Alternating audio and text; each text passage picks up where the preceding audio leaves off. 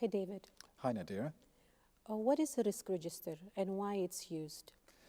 The risk process generates lots of data. So when we're identifying risks, we have a description of the risk, we have a date on which we identified it, a person who identified it, we have a view of where it came from, the cause, and a view of what it could do to our objectives, the effect. All of that comes from risk identification. When we assess or prioritize the risk, we get more data. We think about how likely it is to happen, the probability. We get some size of the impact. We estimate the cost impact, the time impact, performance impact, reputation impact. We think about how close the risk is in terms of proximity. We give the risk an owner. All of these things are extra data from risk assessment. And then we go to plan responses and we choose a risk response strategy, and then we design some risk response actions. Each action has an owner. Each action has a completion date and lots of data.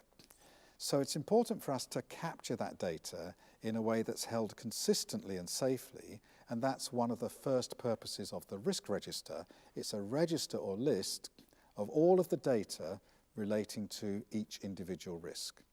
But why do we do it? It's not just to make sure we have data management and we capture all these things. First of all, it's to enforce consistency. It's to make sure that every risk is described at the same level of detail. You don't have somebody who says, oh, there's a risk that the building might burn down. And that's the risk. We need to know why and how likely is it, and what could it be, how bad could it be, and what are we going to do about it, and who's responsible. We need that data. So it's important that we have a consistency of description, and the risk register enforces that. It also enables us to do analysis. We can look for patterns of risk exposure within the risk register by analysing the content, analysing the distribution across categories, analysing the timing of the risks, so we can pick out the ones that need to be dealt with straight away. We can pull out subsets of the risk data, for example, the ones that I own or the ones that you own. I can get that information clearly and quickly from the risk register. It also gives me a record that I can learn from for the future. So at the end of my project or the end of my enterprise or my strategic planning period, I can go back to the risk register and say, here is a record of every threat and every opportunity we identified, what we did about it, and what happened. So it gives us that opportunity to learn by reviewing the record of what happened. So the risk register is a repository of all the data in a consistent format, in a way that we can use to assist our management and reporting of the risk, and also as a database that we can learn from for the future.